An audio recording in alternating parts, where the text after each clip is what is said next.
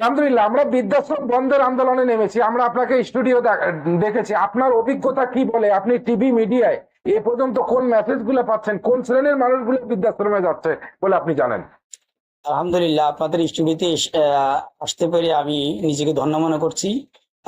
আমি এ পর্যন্ত পত্রিকায়, টিভির খবরে বৃদ্ধাশ্রমে যে সমস্ত পিতামাতা থাকে তাদের ব্যাপারে যা পেয়েছি, সবাই উচ্চশিক্ষিত। যেমন পুলিশের বড় অফিসার, কর্মকর্তা, ডিসি, এসপি, বিভিন্ন ভার্সিটির শিক্ষকদের পিতামাতা, তারাই বৃদ্ধাশ্রমে বেশি থাকে। এটা আমি এ পর্যন্ত যতজন পেয়েছি এভাবে পেয়েছি।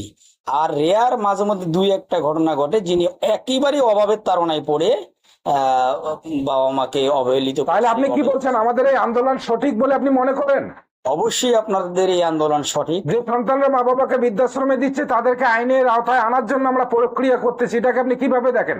এটা আপনারা রাষ্ট্রের কাছে আবেদন করবেন, রাষ্ট্রীয়ভাবে প্রশাসনের মাধ্যমে এদেরকে আইনের আওতায় এনে শাস্তির কাঠগড়ায় দাঁড় করাইতে হবে।